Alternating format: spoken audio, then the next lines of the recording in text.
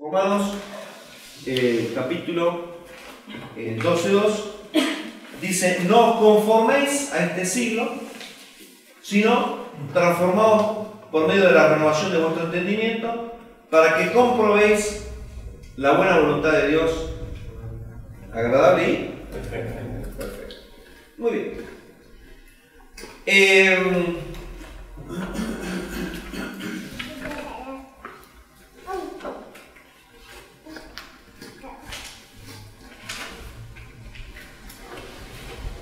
La transformación.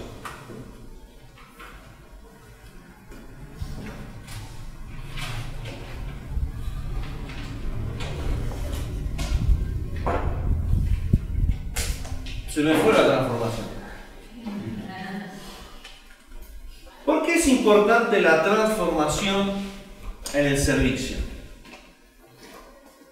Yo nunca me voy a olvidar cuando era alumno de Palabra de Vida. Yo tendría unos 23 años.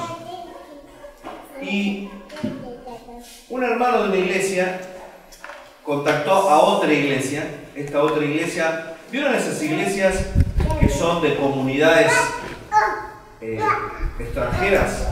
Que sus fundadores son, por ejemplo, polacos, ¿cierto? Y los primeros miembros fueron polacos y se hablaba en polaco y los cultos eran en polaco, ¿no? O en cualquier otro de esos idiomas. Y después vienen los hijos de esa persona que no le gusta eso. No le gusta identificarse con los padres en el idioma, sino que busca, bueno, yo soy argentino. Y de pronto no van a la iglesia, o si van no son los espirituales que tendrían que hacer, y se diluye. Y estaba en esa problemática esa iglesia. Y este hermano tomó contacto con esta iglesia, escuchó su problemática y dijo: lo que ustedes necesitan, al menos ese hermano pensó que era lo que necesitaba esa iglesia, es evangelizar a argentinos. Y que deje de ser una iglesia de la comunidad esta, por otro lado de la europea, y que empiece a ser una iglesia argentina, porque si no esta iglesia, el último viejito se va a morir y se cierra. Entonces nos llamaron a nosotros. Yo era un joven con mucho ánimo, pero no muy sabio, un poco maduro, era 3 años de convertidos una vez. Y le dijeron: ustedes tienen que ir ahí y evangelizar. Bueno, vamos. Y nos eligieron a varios que nos gustaba el evangelio.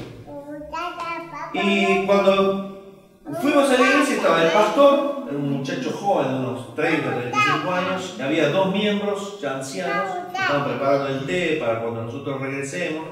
Nos hicieron orar, nos dieron folleto y bueno, vamos a hacer la visitación. Y salimos. Y cuando salí, a mí me tocó el pastor. Y yo me daba cuenta que él no era el que evangelizaba, él esperaba que yo lo haga. Y dije: bueno, quizás no lo sabrá hacer. Y empezamos a evangelizar y me di cuenta en sus gestos de su cuerpo que le avergonzaba que esté evangelizando, ¿cierto? Identificarse como un evangelista. Y en un momento hizo crisis porque toqué el timbre de una vecina de la iglesia. Y no aguantó, me dijo: no, a la vecina no, me dijo. Y yo, por eso digo, en mi inmadurez, internamente me enojé y le dije: sí, a la vecina también. Ya estaba caliente. A la vecina también, porque ella se va al infierno y necesita el evangelio. Y evangelicé a la vecina. Lamentablemente, después de unos años supe que esa iglesia se diluyó, quedó en la nada. Pero quedó un impacto en mí de cómo, haciendo la obra de Dios y siendo un pastor y llamado y una iglesia y a cargo, cómo una mentalidad errada, no transformada, puedo hacer una actividad sin ser un servicio a Dios. Tremendo, ¿no es cierto? Y la gran necesidad que nosotros tenemos de evaluarnos y decir: ¿con qué mentalidad yo estoy haciendo la obra de Dios? Claro, porque uno ve ese caso, es un caso súper, ¿no es cierto? Muy evidente, nos reímos, después lloramos, ¿no es cierto? Pero también nos pasa a nosotros de una u otra forma. De una u otra forma todos estamos en el proceso de madurar y de ser transformados para hacer la obra de Dios de acuerdo a lo que Dios quiere. Ahora vamos a ver 3 puntos. El primero, por favor, hermano, se va a llamar, este es el versículo clave. Vamos a ver 3 palabras, pero el punto este se llama el propósito de la transformación. Y si ustedes van leyendo el versículo, el propósito sale del versículo, porque te dice: no te conformes a este siglo, transformate, renovate, y te dice la palabra clave, ¿para qué? Es decir, Dios te dice, bueno, haz todo eso, pero la palabra clave cuando te dice ¿para qué? Bueno, ¿cuál es el propósito? Bueno, ahí dice: comprobéis ¿qué? ¿Cuál sea la voluntad de Dios? Entonces, el primer propósito, o mejor, el primer punto de este mensaje es, número 1, el propósito de la transformación. Y el propósito de la transformación, jóvenes, es que vos compruebes la voluntad de Dios. Ahora, cuando nosotros hablamos de comprobar la voluntad de Dios, no se equivoque, porque generalmente los jóvenes, cuando empezamos a hablar de la voluntad de Dios, piensan que es únicamente para una o 2 decisiones. Dicen, bueno, la voluntad de Dios, ¿para qué carrera voy a hacer? Y la voluntad de Dios es, la otra es para... Claro, noviazgo. Después no le interesa más.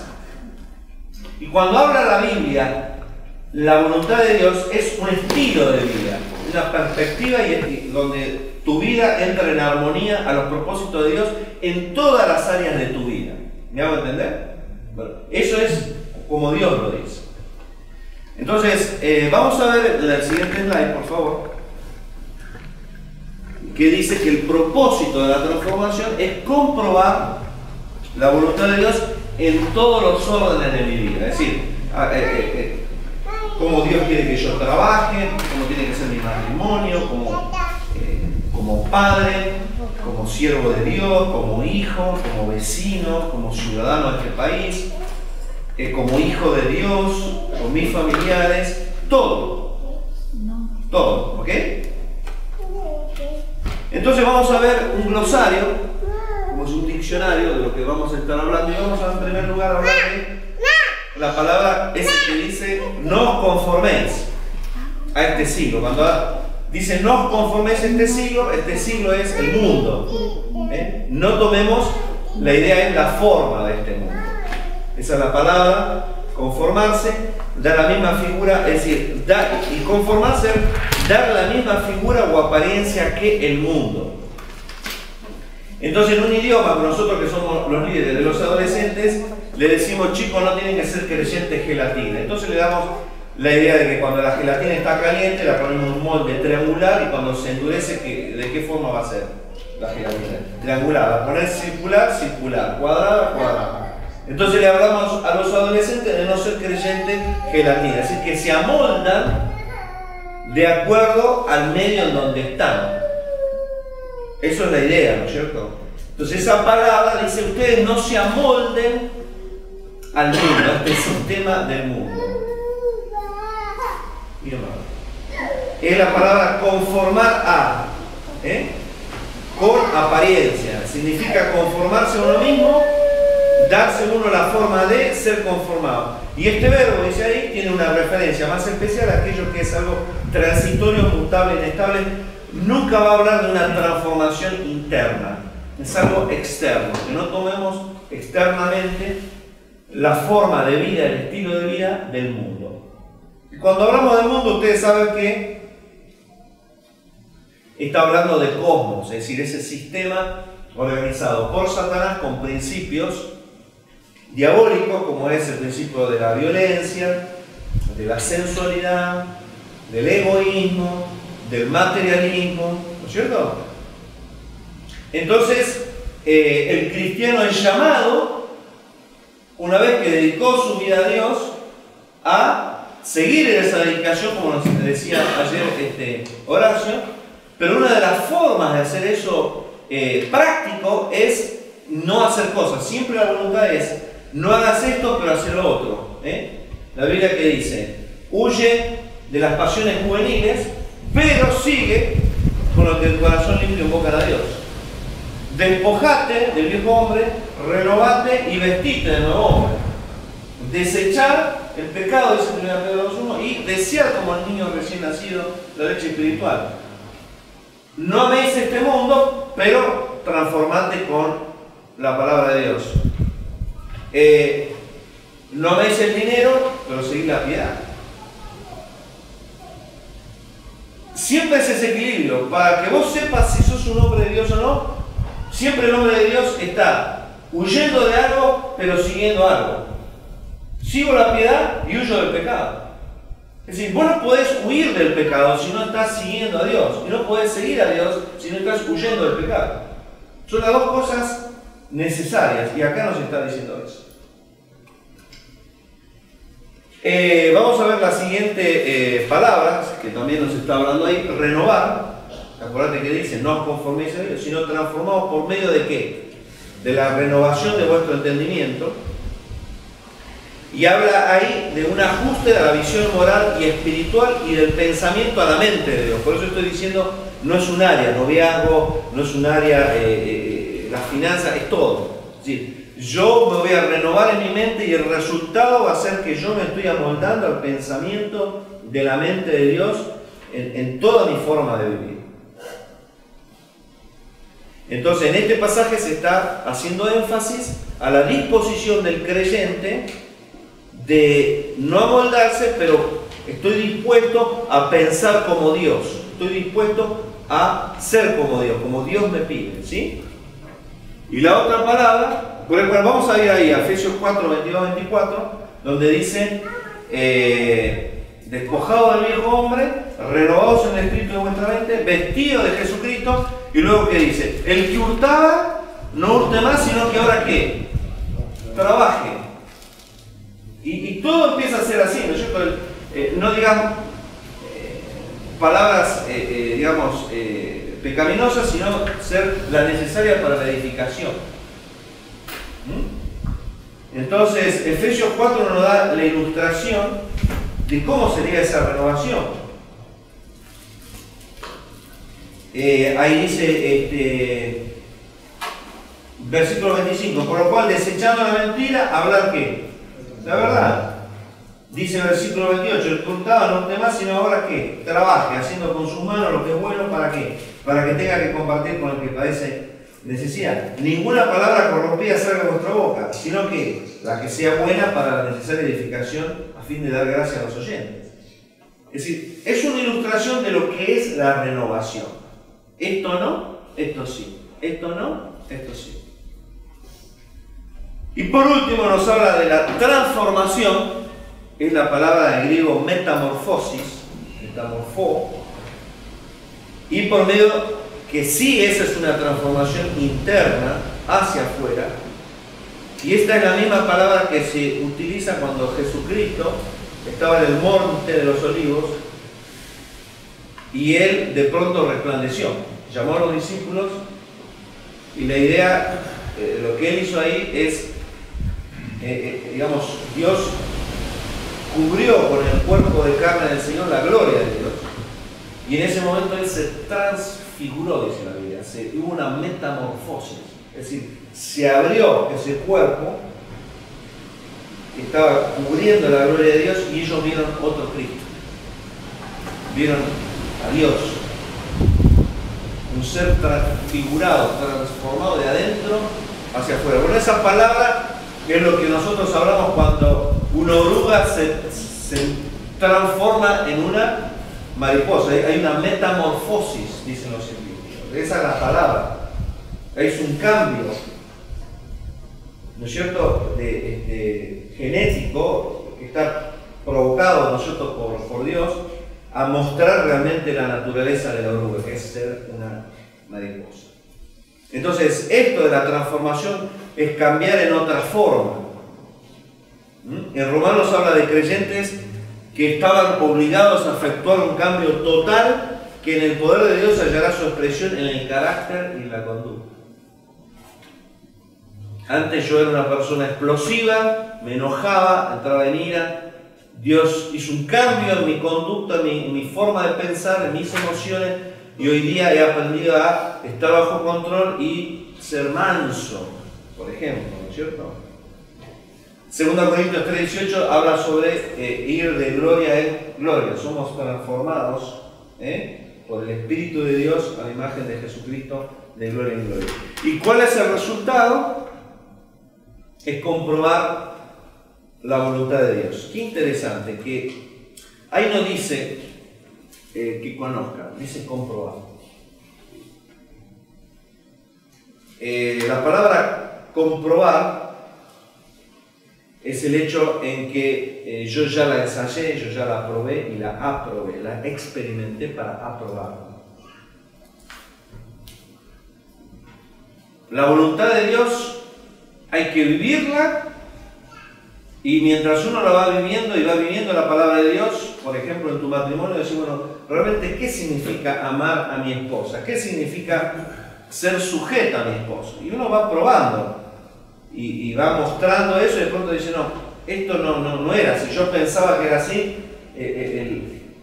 Por ejemplo, mi experiencia en matrimonio, de lo que era ejercer la autoridad, y yo chocaba con mi esposa una y otra vez porque era autoritarismo, hasta que lo entendí y comprobé en los hechos qué es lo que provocaba a mi esposa el ser edificada, el que responda con sumisión, el que edificara mi matrimonio con intento de obedecer a Dios de una forma o de otra, hasta que yo comprobé en los hechos prácticos lo que era ser un esposo amoroso. Y ustedes como hijos también son llamados a ser obedientes y honrar a sus padres, y de pronto uno le aconseja a un joven, y bueno, mi papá me mandó a comprarle cigarrillos, y yo fui y lo hice, y uno le dice, no, vos tenés que obedecer a tus padres mientras no te obliga a ¿qué? A pecar, ¿no es cierto? Conocemos casos de familias incrédulas que le pusieron una prostituta al chico en su cuarto cuando el chico regresó para hacerlo pecar. Ahora, si el chico lee acá y dice, hijos, obedecer a vuestros padres en todo, ¿qué tengo que hacer? ¿La voluntad de mi padre? ¿Tengo que pecar con esta mujer? No. Ahora, eso es un grado extremo, ¿no es cierto? Pero el comprobar la voluntad de Dios es la práctica de lo que es y de lo que no es. Y cuando uno está dedicado a Dios y desecha las cosas del mundo y no se amolda, y va transformando su forma de pensar, renovándola con la palabra de Dios, uno va experimentando lo que es estar en la voluntad de Dios, que la Biblia dice que es buena, es agradable y es perfecta. Y esto ustedes lo van a ver en sus vidas, en el ministerio, en una ilustración, lo que yo venía diciendo antes, de cómo hacer el ministerio con los adolescentes. Y ustedes van a comprobar en la vida real la bendición de Dios, la guía de Dios, a través de prueba y error. Nadie nació conociendo la voluntad de Dios, ¿no es cierto? Entonces uno aprende, y por eso la madurez viene con el tiempo. No es un toque mágico, una varita, no es que el Espíritu Santo se derramó, eso lo vamos a hablar el domingo. Es un proceso que lleva tiempo. Bueno, esto nos está hablando Dios en la siguiente. Dice, solo con una nueva mentalidad, que la provoca la palabra de Dios, constantemente renovada, podemos discernir qué es lo que Dios quiere de nosotros en cada circunstancia. Cuando yo recibí a Cristo tenía 19 años y yo sabía vivir en el mundo, había aprendido a vivir hasta los 19 años. Cuando yo empecé a querer vivir como cristiano, todo era no. Yo no sabía cómo tratar a mis padres, yo no sabía cómo relacionarme con el sexo opuesto, yo no sabía cómo manejar mi cuerpo, porque lo único que hacía era usar mi cuerpo para pecar. Y un momento me sentí muy frustrado, porque sos un adulto de 19 años y no sabes vivir. Porque todo lo que haces es decir, tenés a Cristo, pero todo lo que vos tenés adentro, ¿qué es? Es pecado.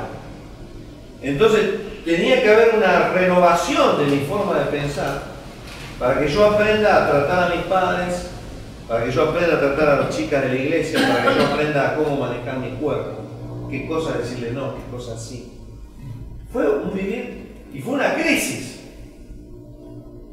Ahora, esto es lo que Dios nos quiere enseñar, que a través de la renovación de nuestro entendimiento con la palabra de Dios, nos amoldemos a la vida de Dios y vivamos esa vida. Renovada constantemente. Muy bien, vamos a ver el punto número 2. Era propósito de ahora, los problemas de la no transformación. ¿Hay alguna pregunta hasta acá? Muy bien. Y Shivi dice, ¿yo qué hago con mi marido? ¿Por qué mi marido? Problema de la Biblia dice, no os conforméis a este mundo. Es fácil amarlo, eso me parece. No os conforméis a este mundo. Y entonces lo contrario de la no transformación, ¿qué sería? Amoldarnos al mundo. ¿Sí? Y esto nos trae problemas. Esto nos trae problemas. Y vamos a ver algunos. Por favor, caballero. Esto es algo personal mío. Si vos empezás a decir los problemas que trae la mundanalidad en el Hijo de Dios, tenés para hablar acá a 10 años, ¿cierto? De tu vida y de otras vidas. Yo voy a hablar de 4 y rápido. Uno de los problemas de los creyentes del día de hoy es no hay tiempo para nada, ¿no es cierto? Es como que entramos en una corriente de este mundo que nos lleva a vivir a 1000. Yo digo lo siguiente, los autos que hoy día se hacen para que se rompan rápido. Las heladeras, que yo me acuerdo de mi abuela, esa Siam, ¿viste? De puerta blanca. Ahí hay uno, ¿no es cierto? Yo creo que nunca la tuvieron que tocar.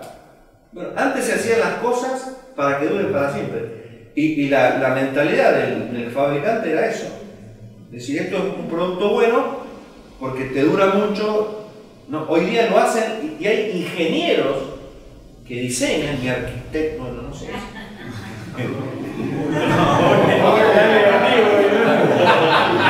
Es para hacer un rompehielos. Vuelvo mañana porque hay asado. Pero hay ingenieros que piensan y que diseñan las piezas para que se rompan. Es así. Tiene que romper. ¿Por qué? Porque esta sociedad fue hecha, esta sociedad de consumo, en el consumismo. ¿No te cuenta la crisis que hace poco hubo? ¿Qué decían? Consuman, consuman. Y te querían dar crédito para que consuman. Y tienen razón, parte de la economía de Estados Unidos se levantó y de Europa por el consumismo. Es caro la medicina, es caro la ropa, es caro la educación, es todo caro. Y vos, de pronto, antes me acuerdo, ¿qué vas a hacer? No, ni la secundaria terminaba ni hacía changas y vivía. Hoy día, vivir de changas es muy difícil. Es muy difícil. En una sociedad tecnificada como la que nosotros vivimos, si vos no te esforzás en estudiar, en capacitarte, en ir a un nivel terciario de un oficio, hoy día quedan no relegados, mucho más relegados que años anteriores. Mucho más.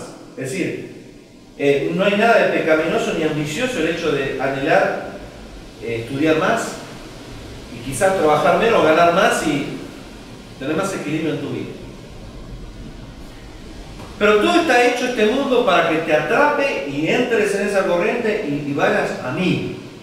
Que tu esposa te vea cuando llegas del trabajo, comes y te vas a dormir. Y tus hijos te ven, te vas a dormir. Está hecho así.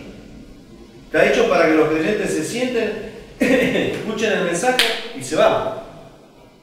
Le doy gracias a Dios por esta iglesia, ¿no? Por la vida congregacional que ustedes tienen. Pero no todo es así. Entonces, este es un problema con la visión que nosotros tenemos, que nos amoldamos al mundo y somos así. ¿Y qué dice la Biblia? Bueno, esta es una versión, ¿cierto? Ninguno de los que hacen el servicio militar se enreda en las ocupaciones de la vida ordinaria, sino que procura agradar al oficial bajo cuyo mando está. Imagínate estar en la guerra de las Malvinas y los ingleses nos daban por todos lados y decían, disculpe oficial, ¿puedo ir a Río Gallego? Necesito hacer una compra en el súper, en el mall, que quiero comprar algo lindo para mi esposa, ¿no? ¿Te imaginas eso? No te puedes, ¿sí? Tenés que estar ahí en el frente de batalla. Bueno, ese es uno de los problemas por los cuales mucha gente no se involucra en las cosas de Dios, ¿no? Están atrapados por el sistema de este mundo pagando cuentas, cosas legítimas, pero atrapados, que se quedan anulados para las cosas de Dios. El problema número 2, pragmático. ¿Qué es el pragmático? Es que el fin justifica los medios. Eso lo vemos nosotros todos los días en los diarios, en nuestros políticos, ¿no es cierto? Buenas noches. Chao. Gracias. Chao. Chao. Chao. Es decir, el fin justifica los medios. Es decir, yo para ganar votos, si tengo que agarrar gente de la villa, darle 100 pesos a cada uno de ellos, ¿no es cierto? Y hacer un grupo de choque para que vaya ahí y ponga las gomas y hagan un paro y presionar una fábrica, se hace, ¿sí o no? Se hace todo lo necesario para ganar votos. Y aún lamentablemente hay gente que manda a matar, ¿no es cierto? ¿Por qué? Porque el fin justifica los medios. ¿Cómo es eso en las iglesias? ¿Cómo es que nosotros podemos ser esa mentalidad mundana, ¿no es cierto? Bueno, de pronto ponemos gente a cargo en la iglesia, en los ministerios, gente astuta, que va con malicia, hábitos mundanos o su forma de hablar. Y digo, pero ¿cómo vas a colocar a esta persona encargada de los adolescentes? Es que no hay otro. Alguien tiene que hacerlo. Sí, pero vos fijate, ¿no? Y bueno, es así, ¿qué le vamos a hacer? Hay una mentalidad de que, bueno, la obra hay que hacerla. No importa cómo, ¿viste? Hay que hacerla. Bueno, yo sé que él explota y que es un soberbio y que no deja participar a otros. ¿Por qué quiere? Es el único que trae jóvenes a la iglesia. Y bueno, hay que tolerarlo, ¿viste? Porque él es así. El fin justifica los medios. Hay que ser prácticos. La iglesia necesita dinero para funcionar, para comprar las cosas, para sostener la obra de Dios. Y esta persona, si yo bajo el número de miembros, no entra dinero y la obra no funciona. Y es interesante que en el tribunal de Cristo Dios va a juzgarnos por dos preguntas. Las dos preguntas no es lo que hiciste, sino por qué lo hiciste y cómo lo hiciste. Si Horacio nos hablaba sobre Ben Johnson y cómo él ganó la carrera, pero fue descalificado porque no siguió los reglamentos, ¿no? Y va a haber muchos creyentes, misioneros de palabra de vida, pastores, que vamos a ir así. ¿Viste? El tribunal del Cristo. Oh, mira todo lo que hice, Señor, te voy a depositar ahí a tus pies. En el tribunal de Cristo. Y dice la Biblia que va a ser probado por. Y algunos de nosotros se va a ir así con la ciencia.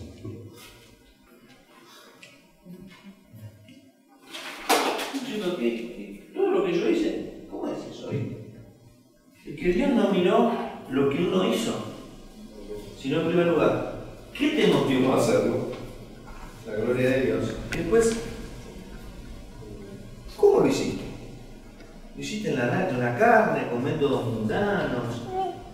¿Lo hiciste presionando a la gente, la manipulaste, lo secularizaste todo, hiciste una empresa de la iglesia? No va a eso. Una mente mundana, no transformada, transforma la obra de Dios en una empresa. La obra de Dios no es una empresa. Ser pragmáticos, el fin justifica los medios, eso es el relativismo del mundo, nosotros no creemos. El problema número 3, este es tremendo, ¿no es cierto? Dice así: en vez de intentar conseguir que la iglesia sea cada vez más parecida al mundo, eso es equivocado, para que así el mundo vaya a la iglesia, deberíamos intentar que la iglesia sea cada vez más como que, para que así la iglesia. Sí, el mensaje del Evangelio es ir por todo el mundo. La orden de Dios es a la iglesia, vayamos nosotros al mundo. ¿Sí? Ahora hay una corriente que vino hace unos años y cada vez más de las mega iglesias que empieza a pensar y dice, bueno, ¿cómo tiene que ser nuestro culto? Esto viene de Estados Unidos, que es un pueblo con la cultura de ir a la iglesia todos los fines de semana, aunque cualquiera sea la iglesia, Dice, ¿cómo tenemos que ser como iglesia para que la gente venga a nuestra iglesia? Y así se van amoldando esas iglesias de tal forma de captar más personas. Y está bien y a la vez es peligroso. Está bien porque los métodos tienen que cambiar. Esto es algo así, ¿no es cierto? Supóngase que el micrófono fuera algo así como la palabra de Dios, ¿no es cierto? Que estos sean las personas alcanzadas y que estos sean los métodos para alcanzar. Las personas continuamente están cambiando, ¿sí o no? Lo que a la gente le gustaba hace 10 años de la música, hoy ya no le gusta. Lo que a la gente le gusta de cultura, de la sociedad, de diversión, de gusto, de pensamiento, cambia constantemente, ¿sí o no? El Evangelio no tiene que cambiar. Nosotros siempre tenemos que predicar lo mismo, que el hombre es pecador, que está destituido de la gloria de Dios, que hay un infierno, que hay un Cristo que murió, que resucitó, hablar de la sangre de Cristo, que resucitó de los muertos, que la salvación es por gracia. ¿Sí? Eso no cambia. Y esta es la metodología. Eso sí tiene que cambiar. ¿Por qué? Porque tenemos que captar a qué? A las personas que cambian. Pero la metodología no me tiene que llevar a la mundanalidad. Es decir, yo no tengo que organizar en la iglesia una fiesta con baile, con oscuro y con chicas con ropa ajustada que capten la atención a la gente para ganar a la gente, para la iglesia. ¿Me explico? El Evangelio no cambia, el sistema sí tiene que cambiar, pero no me tiene que llevar a la mundanalidad.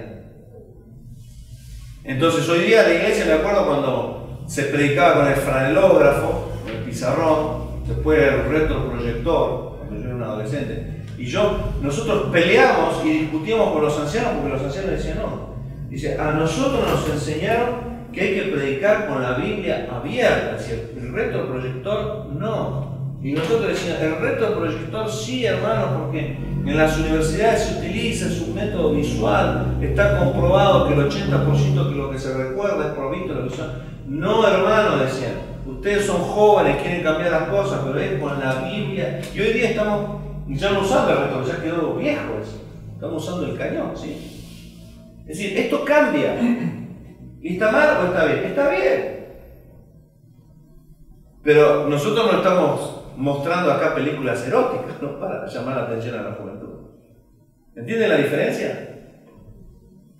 Entonces el problema es cuando, y yo he ido a iglesias, en Estados Unidos por ejemplo, donde a mi esposa le dije, mira, disculpame, yo no aguanto más. Porque lo que están haciendo en esta iglesia es lo que cuando yo tenía 20 años iba a bailar a los boliches, de ahí de Ramón Mejía, de Buenos Aires, por las luces y el ritmo, y que está oscuro. Esto para mí me hace revivir cuando yo tenía 20 años. Esto a mí, yo me siento mal, yo no siento a Dios, y me fui. Ahora, yo no sé lo que ellos piensan o creen, lo que hacen, cómo lo hacen, yo no sé. Yo ahí no sentía a Dios ni lo veía a Dios. Y el tema que estaban tocando una vez en una de esas iglesias es cómo dormir bien. Y hablaban lo que era el insomnio y tomar la leche, hacer ejercicio. Y en un momento hablaron de un salmo, en paz me acostaré, en Señor lo diré. Y los creyentes salieron afuera y yo estaba ahí. Y decían, y entre ellos hablaban, yo duermo bien, ¿y vos? Y yo digo, esa es la nueva filosofía de muchas iglesias que quieren ser mega iglesias y que lo eran, para captar a la gente. Es decir, tenemos que hablar de problemas del hoy. Entonces hablemos de problemas de hoy. ¿Qué era? Era si podían dormir bien o no. Y el predicador, que era un pastor, hablaba aún de terminología médica y que esto, que otro. Para que Dios nos libre de llegar a esto, ¿no es cierto? Nosotros no nos tenemos que parecer al mundo para que la gente diga qué cómodo me siento acá. Qué cómodo me siento acá por la comunión que tenemos, los programas que está haciendo Miguel, de captación, de reunión, de social, eso es correcto. Pero acá no estamos trayendo al mundo. ¿No es cierto? Ale, Sí. si me dejas, lo que yo he notado en estos últimos 2 meses visitando algunas iglesias de Rosario es que también ocurre el otro extremo. No solo que no hay un proyector, sino que toda la liturgia está tan sacralizada que la gente parecería que ingresa al siglo XVIII. O sea, entra a un... estábamos con Delutri la otra vez que nos visitó, y él nos decía que le llamaba mucho la atención lo viejos que son los edificios. Arquitectónicamente, dice, son edificios que no se utilizan más y que a la gente le cuesta ingresar. Entonces, digo, si me permitís que te agregue este detalle. O sea, a veces hemos sacralizado tanto la liturgia, ¿no? Que hay gente que quiere el mensaje, porque vos le hablas en el trabajo y quiere a Jesucristo, la libertad del Espíritu, en el sentido de que puedan ser libres de sus propias debilidades, pero cuando vienen a la iglesia dicen, yo eso no lo quiero. Porque lo que se está ofreciendo realmente a veces es tan anticuado que hace que la gente, y estoy de acuerdo, y que quede claro, estoy de acuerdo con todo lo que dijiste antes, ¿no? Sí, sí. Y voy a hacer un paréntesis, del otro lado. y voy a hacer un paréntesis que todos no van a entender, solamente es lo de mi iglesia. Yo no hablé con él por lo que acabo de decir, ¿no? Después cierro el paréntesis. Porque ahora voy a decir, Miguel le dijo que diga. Yo no lo vi todo el día, lo vi recién. Pero vos me entendés, o sea, a veces se habla del púlpito, del cordero que quita el pecado del mundo, y la gente que viene no entiende ni lo que es el cordero, muchas veces no entiende lo que es la mantilla, o sea, y la gente se va con más preguntas que respuestas. ¿Me entendés? Por eso no te voy a romper la iglesia. Si no estás de acuerdo, decímelo. Yo creo una cosa, Miguel. Una mente santificada, creo que Dios le ilumina para ser sabio para llegar a este mundo. Así como te ilumina para no entrar en el pecado, te ilumina para ser una persona contemporánea. Por ejemplo, todas las ilustraciones que el Señor daba era porque Él hablaba a los pescadores, a los campesinos, a los pastores, la oveja, los peces, todo lo que hacía. Pero si el Señor Jesucristo hoy estuviese aquí, en esta sociedad, daría otras ilustraciones y otra metodología. Entonces, creo que así como el Espíritu Santo nos llama a amoldarnos a este mundo, te llama a tener una visión y sabia de cómo captar a este mundo. Porque el Espíritu Santo nos capacita para ser efectivos. Y creo que la persona que no renueva su mente con la palabra de Dios se aferra a lo que vos decís, a la liturgia y a las tradiciones, y es una evidencia más que esa persona no se renueva con la palabra de Dios. Porque cuando te renueva la palabra de Dios, hay un obrar del Espíritu Santo que dentro de eso te capacita para saber dónde estás pisando y cómo ganar a la persona de hoy.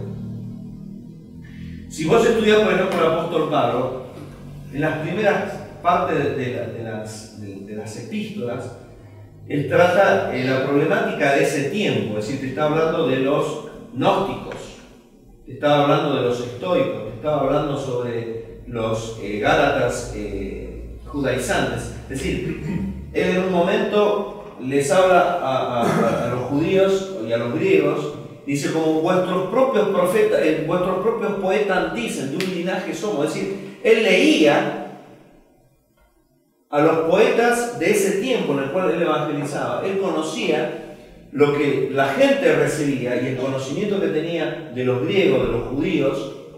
Él lo conocía y en base a eso, él hablaba del cristianismo y lo sopesaba y decía, esto es lo que ustedes creen, esto es lo que dice Cristo, y esta es la verdad. Pero él la conocía y hablaba en un lenguaje que la gente entendía que era un hombre actualizado. Entonces, leer la Biblia, el renovarse con el Espíritu de Dios, lo que estamos viendo hoy, no solamente te capacita para ser un instrumento utilizando a Dios, sino que te capacita para ser efectivo. Y el hecho que vos utilices el deporte, que utilices la música, que utilices el arte, que utilices el relacionamiento, esa es la metodología que, por ejemplo, hace poco trajimos de hacer un seminario en un hotel para captar hombres de empresa y profesionales. Es el Espíritu de Dios que te dice de esta forma y lo haces y lográs cosas. Entonces, bienvenido a tu posición y lo que estás agregando, porque entra dentro de tener una mente arcaica, cerrada, muerta, que pone su modelo en la tradición, en lo que, es decir, quiero ir al futuro, pero estoy manejando, mirando el espejo retrovisor, cómo se hizo las cosas hace 20, 30 y 50 años. Y cuando yo manejo un auto mirando el espejo retrovisor, en poco tiempo más que me va a pasar. Me va a chocar. Y eso es lo que está pasando. Y la gente, queremos ganar gente y chocamos. Porque la gente no... Hay gente, Alejandro, que va a algunas iglesias y es imposible que vaya a un converso. Sin duda. Es imposible. El peligro es, lo que yo digo, de no transformarnos en traer el mundo a la iglesia. Eso. Pero sigamos en ese camino. El último problema que vamos a ver es adueñarnos bueno, está mal escrito, adueñarnos de la obra de Dios.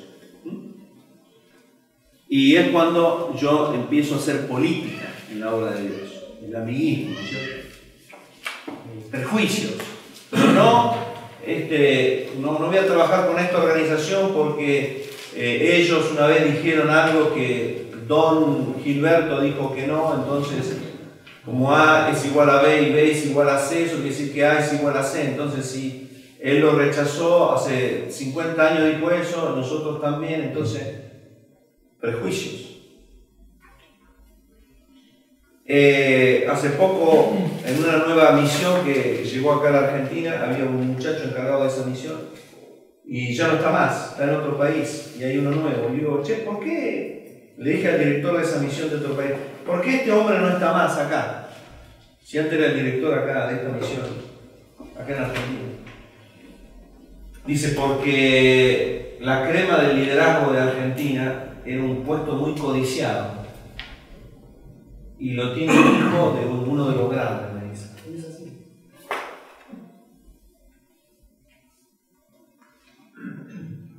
Un cargo, una posición en la obra de Dios codiciada. ¿Por qué? ¿Por prestigio? ¿Por dinero que le dan? Yo no sé. Por mafia, ¿no? Hay eso. Una obra de Dios. Ahora yo te hago una pregunta, cuando vos invitás a un orador para campamentos, para una conferencia anual, ¿por qué te guías vos? ¿Porque te cae bien? ¿Porque es tu amigo? ¿Porque con él estudiaste juntos en la secundaria, en la universidad, en Palabra de Vida? ¿O porque el Espíritu de Dios te está guiando a invitar a ese hombre? Yo veo mucho eso, que invitan a una persona y yo digo, esa persona no es lo mejor para esa persona. No es el modelo que ellos necesitan, no es la persona capaz para tocar ese tema. Y sabes cuando te das cuenta, él lo invitó porque es su amigo. Muchacho y líder, la obra de Dios no te pertenece a vos. Ahora vos estás a cargo de ese campamento. Y Dios te hace responsable. Pero vos tenés que rendirle cuenta a Dios a qué persona pones detrás del púlpito para ministrar a tus jóvenes. Y espero que vos no tengas clubes bíblicos de palabra de vida porque sos amigo de una persona de palabra de vida. La obra de Dios no se hace por amiguismo. No es porque me llevo bien y con este me llevo mal. A este me cae bien, este me cae mal. A este sí, a este no, con este me junto, con este no. Tenemos que aprender a juntarnos con personas que no conocemos, que quizás escuchamos algo mal de él, pero tenemos que ver por nosotros mismos si es así, y no llevarnos de habladurías. Porque hay mucho de eso. en la obra de Dios. Mucha habladuría, mucho prejuicio, mucha política, mucho yo te doy, pero vos me das. Vos me apoyás acá, pero yo te apoyo acá, y ahí nos juntamos y ahí hacemos fuerza y acá presionamos. Y a mis amigos, dejemos de manosear, por favor. Esta es la obra de Dios. No es tu obra, no son tus jóvenes, no es tu club bíblico, no es tu club bíblico de Granadero Baigorria o Sarmiento o Funes, son los jóvenes de Dios que Dios compró con su sangre. Así que mucho ojo. ¿A quién los expones? ¿Con quién te relacionás? Y no hagas de la obra de Dios amiguismo, porque eso para Dios no. Seguimos el proceso de la transformación. Hay un accionar que le corresponde solo a Dios y otro a nosotros. ¿Cuál es el de Dios? Pasamos. Romanos 2:2 dice que Él nos va a renovar y Él nos va a transformar. Yo leo, pero Él me transforma. Hechos 20:32 dice que la palabra de Dios tiene poder para sobreedificarme. Ella me sobreedifica, no yo. La Biblia dice que es espada de doble filo. Ella penetra, ella discierne, yo no. Y 1 Pedro 2:2 dice: desear como niños recién nacidos de la leche espiritual, no adulterada, para que por ella crezcáis para ser. Ella da el crecimiento, yo no. Y después está nuestra parte. ¿Ves? Dice: despojate, renovate, vestite, desarrollar la salvación, mirate en el espejo de la palabra de Dios, dale cabida en tu vida, desechar, desear. Esas son las partes que a vos y a mí me corresponden. Vamos a ver el próximo slide, por favor. Y esto es un obrar mutuo, porque dice la Biblia: toda escritura es inspirada por Dios y útil para enseñar, para redarguir, para corregir, para instruir en justicia. Es decir, en la medida que Dios te enseña, Dios te redarguye. Si Dios te redarguye, vos confesás. Si vos confesás, Dios te corrige. Si te corrige, vos empezás a caminar con Él. Te instruye en justicia y vos y el Señor en esa dinámica de relación vas a ser ¿qué? Enteramente preparado para toda buena obra. Por último, cuidar nuestro testimonio ante Dios. ¿Qué es cuidar mi testimonio ante Dios? Estamos hablando de la renovación. Bueno, cambiar no solamente mi conducta exterior, la visible ante los hombres, sino mirar en los pasillos secretos de tu corazón, que solamente Dios ve, donde a veces hay celos, hay envidia, hay orgullo, hay anhelo de grandeza, hay expectativas, pensamientos no santos, ambiciones no santas, intenciones no santas, gustos no santos, fantasías no santas, sueños no santos, pecados que quizás nunca se lo dijiste, ni a tu esposa, ni a tu esposo, ni a tu líder, ni a tu padre, que vos los conocés, que vos lo albergás en tu corazón, que vos los tapás, lo que Dios no sabe. Muchas veces nos cuidamos, bueno, si yo reacciono así, claro, todos saben que eso es algo carnal, entonces yo me cuido. El pastor recién me dijo algo, ¿qué hago? Y no me gustó, pero yo me la como porque si no quedo mal. Y cuido mi testimonio ante los hombres. La pregunta es, ¿y cuidamos lo que Dios piensa de mí? Yo le digo a los jóvenes, ¿no es cierto? Cuando vos caes y mirás en la televisión pornografía, ten en cuenta que están todos los ángeles del cielo que están mirando. Y son millones, ¿no? Y te ve Dios, y te ve Cristo, y el Espíritu Santo que está dentro de vos. Digo, qué vergüenza, ¿no? Claro, vos lo haces en oculto. Porque no lo vas a ver con todos los jóvenes de tu iglesia, ¿no? Pero ¿qué de Dios que sí te ve? Pensá. Y por último,